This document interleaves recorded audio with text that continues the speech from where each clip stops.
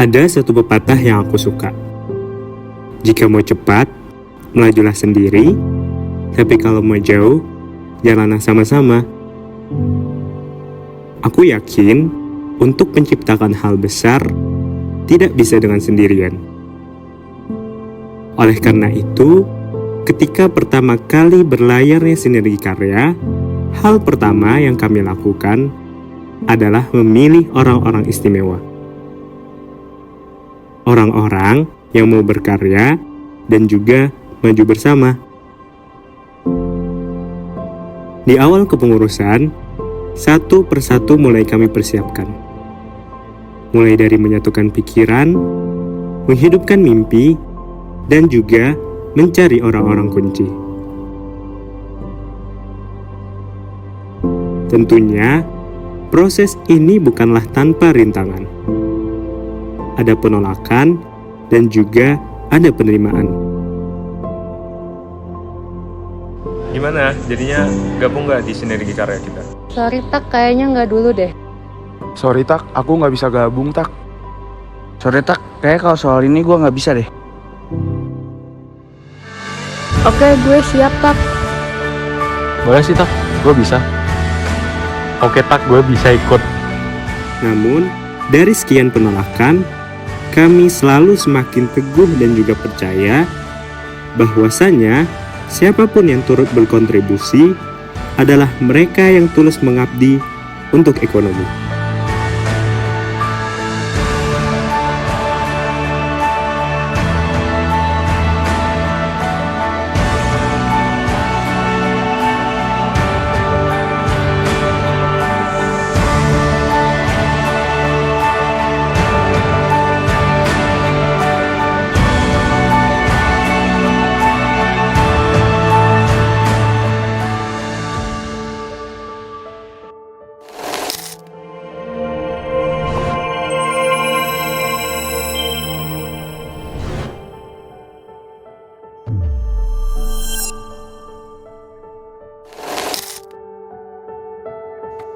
Halo, kenalkan nama aku Yusuf Taki Mubarak. Di sini selaku Chairman of Diponegoro Economic Student Community FEB Undip.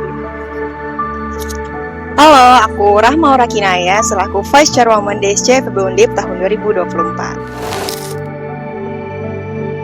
Oke, jadi secara singkat, Diponegoro Economic Student Community adalah himpunan mahasiswa ekonomi FEB Undip yang berfungsi untuk menghimpun dan mewadahi segala macam aspirasi mahasiswa ekonomi, baik hal akademik maupun non-akademik.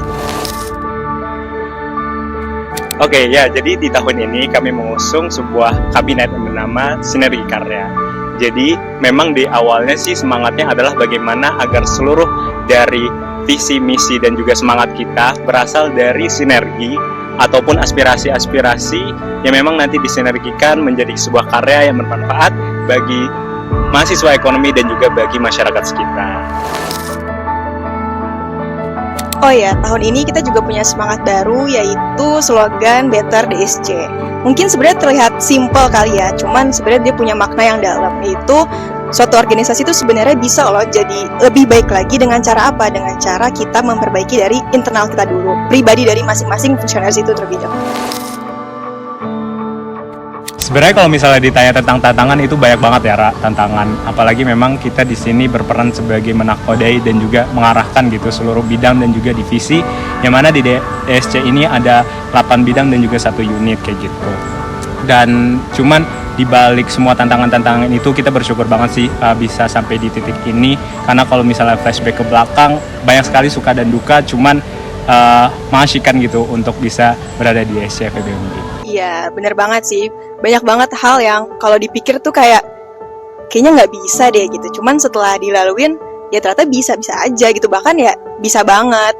Ya, di setiap tantangan-tantangan yang kita hadapi, kita punya keyakinan sih kalau misalnya apapun tantangan itu kita hadapinya bukan menjadi beban gitu, tapi kita anggapnya itu menjadi sebuah kesempatan yang memang ya kesempatan diri kita untuk berkembang dan juga untuk menciptakan karya-karya selanjutnya yang lebih spektakuler dan bisa bermanfaat bagi diri kita sendiri dan juga bagi masyarakat sekitar kayak gitu. Kenapa aku mau DSC itu karena DSC tahun lalu cukup menyenangkan dan cukup berkesan buat aku. Apalagi aku sama Jenny kan satu biro dulu, jadi kita berdua ngerasain senengnya dan nyamannya ada di DSC, terutama di biro administrasi. Ya kan, Jen? Alasan aku buat ikut himpunan ini tuh karena sebelumnya tuh aku belum pernah ikut organisasi kan dari SMA. Jadi aku pengen ikut dari lingkup yang kecil dulu nih, makanya aku ikut di himpunan dan alhamdulillahnya aku keterima di finance keuangan ini. Terinspirasi dari Kesma 23, aku ingin membangun bidang dan keluarga yang hangat, suportif di Kesma 2024. Di bidang PSDM atau pengembangan sumber daya manusia ini, kita berfokus untuk menyediakan peningkatan untuk soft skill dan hard skill untuk mahasiswa ekonomi. Nah, di PSDM terbagi menjadi 2 divisi, yaitu ada divisi pengembangan dan juga divisi kaderisasi. Divisi pengembangan ada divisi yang mewadahi untuk meningkatkan mutu mahasiswa ekonomi melalui pelatihan. Nah, dalam divisi pengembangan ada 2 proker. Yang pertama adalah Ekotrain. Ekotrain merupakan pelatihan software, dan yang kedua ada Tentir. Tentir setiap UTS dan UAS untuk membantu para mahasiswa ekonomi mengerjakan ujiannya. Nah, di kaderisasi sendiri itu terdapat 4 program kerja. Yang pertama yaitu Pekomtin atau pilihan komandan tingkat. Lalu yang kedua ada E-Converse atau Economic Conversation. Yang ketiga ada Level atau Leadership Economic Development. Lalu yang terakhir ada suksesi atau pemilihan ketua himpunan. Oke, di bidang PSDM ini tantangannya tuh cukup banyak. Salah satunya adalah program kerja kami yang cukup banyak gitu. Karena seperti yang tadi sudah dijelaskan, dari divisi kaderisasi dan divisi pengembangan itu memiliki beberapa proker yang sangat variatif, sehingga kita PSDM butuh memiliki time management yang baik. Namun dengan kualitas sumber daya manusia PSDM yang baik, kita dapat menyelesaikannya dengan tuntas. Jadi kami dari Biro Administrasi DSC yang merupakan salah satu biro di DSC yang bertugas mengenai administratif dan berkas-berkas DSC yang mengikuti SOP dari pihak eksternal, yaitu Senat Mahasiswa dan Dekanat. Kerjaan kami adalah mengurus seluruh administratif dan berkas-berkas yang dibutuhkan oleh program kerja maupun kegiatan maupun organisasi secara keseluruhan, seperti surat keterangan organisasi yang dibutuhkan oleh fungsionaris DSC untuk keperluan tertentu. Oke, untuk fungsi dan juga tugas dari HC itu sendiri yaitu mengevaluasi dan juga melakukan controlling di dalam DSC itu sendiri, yang dimana setiap anak diberikan bidang atau biro untuk membersamai di dalam setiap proker atau kegiatan yang ada. Nah, di sini untuk proker atau kegiatan yang ada di HC yaitu welcoming party, terus juga ada buka bersama, rapat ADART, dan juga ada upgrading, yang dimana upgrading ini merupakan salah satu proker besar di dalam bidang HC untuk meningkatkan kualitas di dalam fungsionaris DSC itu sendiri. Jadi tantangan di HC sendiri itu lebih kepada membersamai di bidang-bidangnya. Kan berarti membersamai yang dimaksudkan juga gak hanya ngawas-ngawas doang kan. Kita juga mengikuti rapat-rapat mereka, kita juga mengikuti program-program kerja dari mereka. Ditambah kita juga akhir bulan tuh biasanya ada rapat penentuan buat SOTM, SCOTM, dan juga DOTM. Itu rapatnya lumayan melelahkan karena kita biasanya selalu debat satu sama lain, kira-kira siapa yang paling pantas, kayak gitu.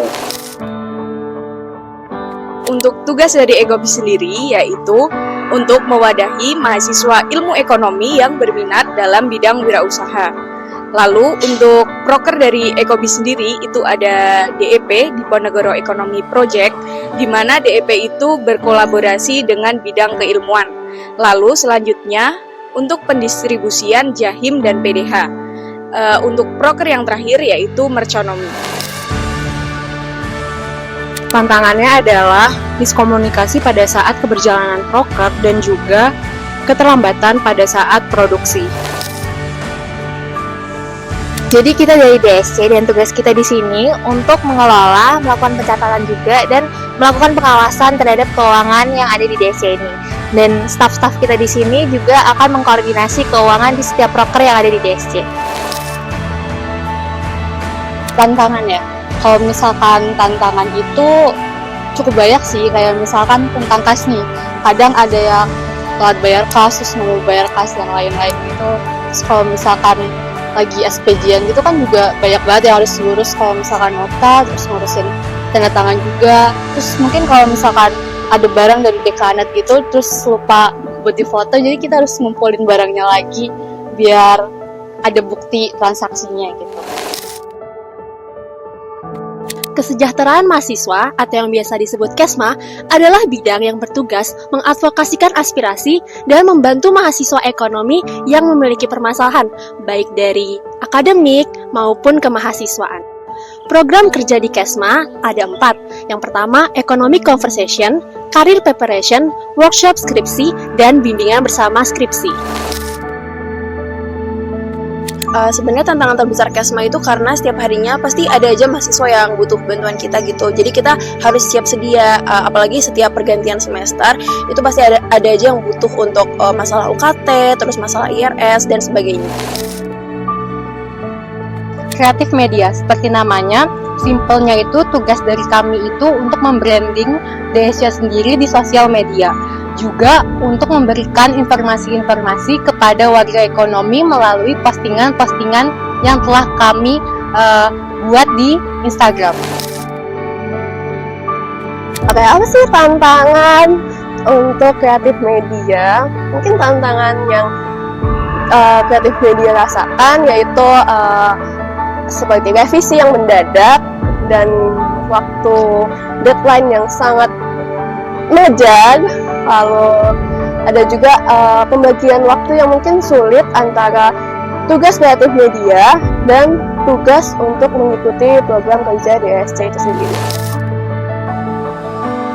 Oke, bidang keilmuan adalah salah satu bidang di Diponegoro Economic Student Community yang memastikan iklim prestatif di ruang lingkup program studi ilmu ekonomi.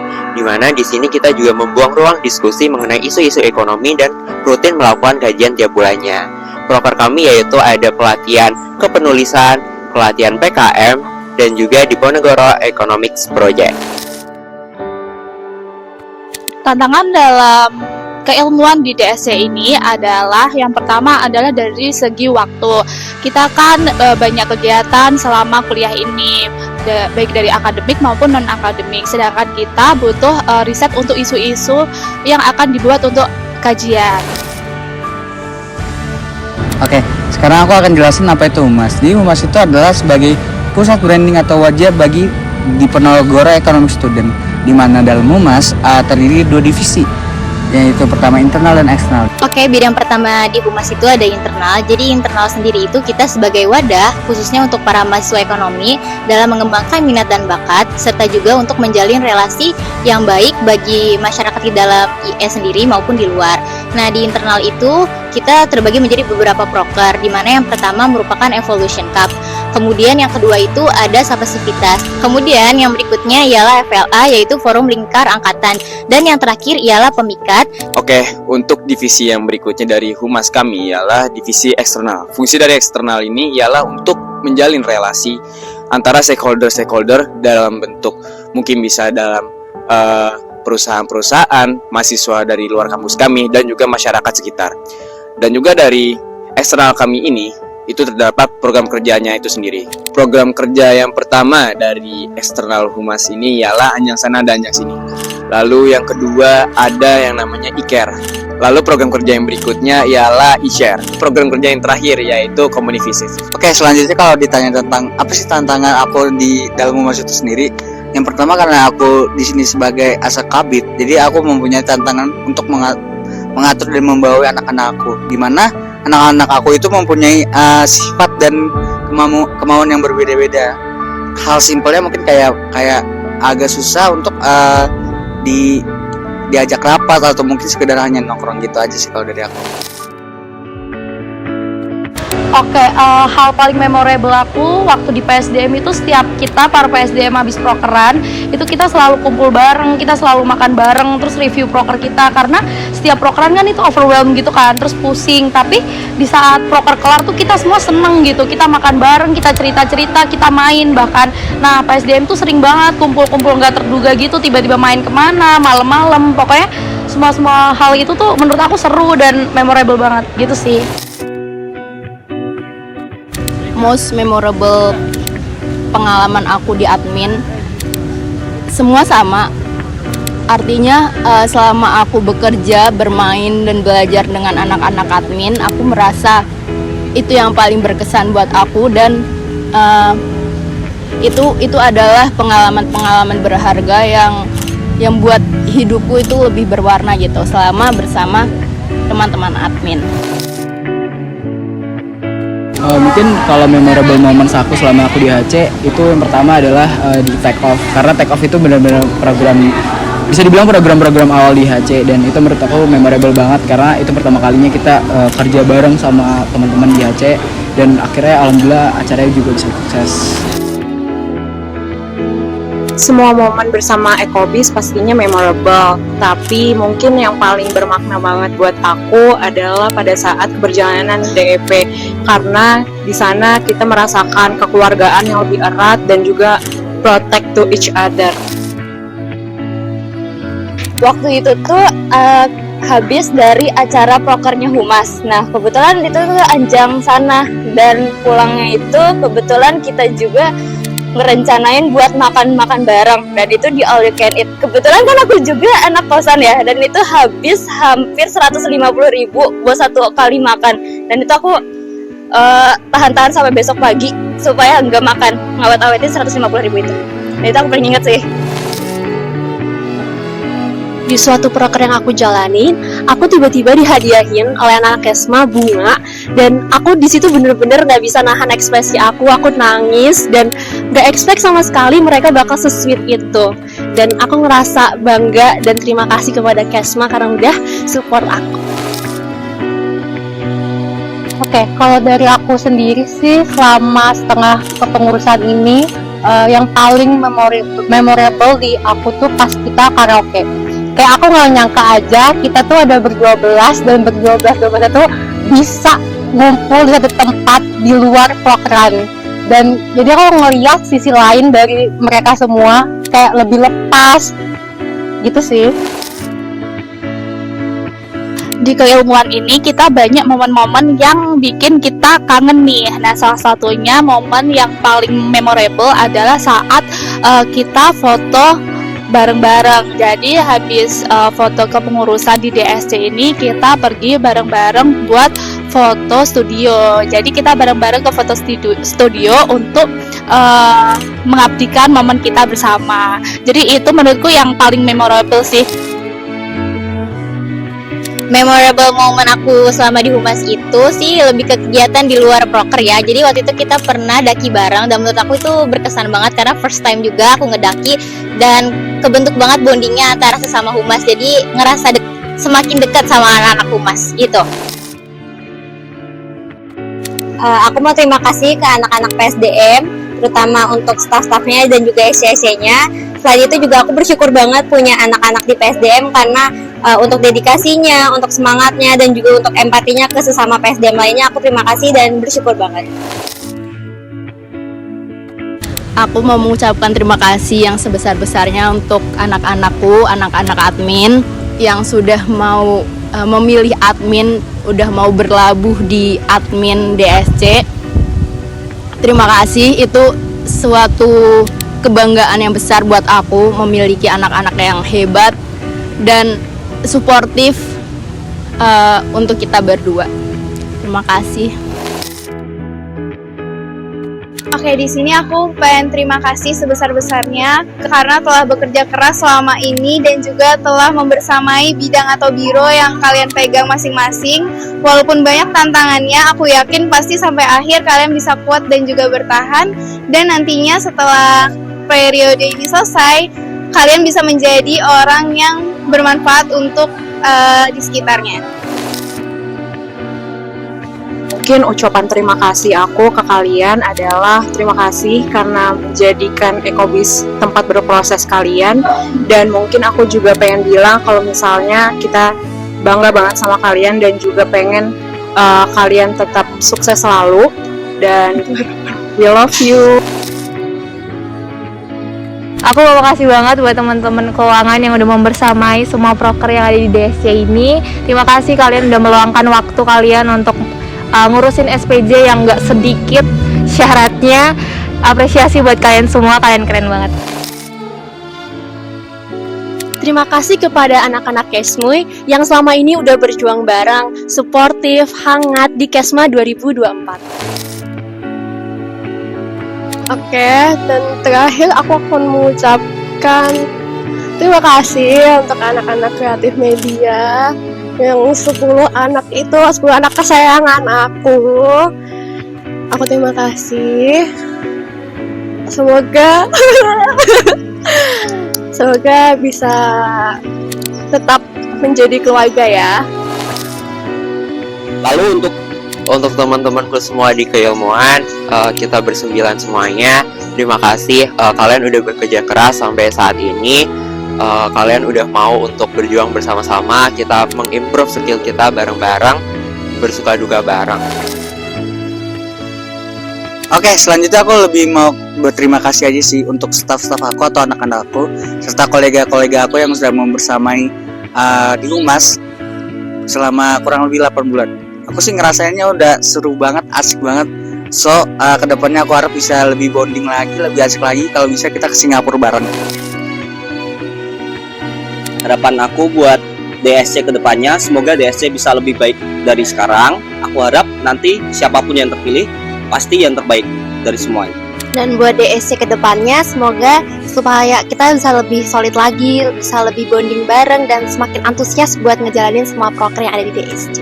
Semoga DSC kedepannya semakin baik lagi. Semoga setiap orang yang sudah ikut DSC bisa mengambil hal yang baiknya, dan hal yang buruknya bisa dijadikan pelajaran. Gitu aja sih.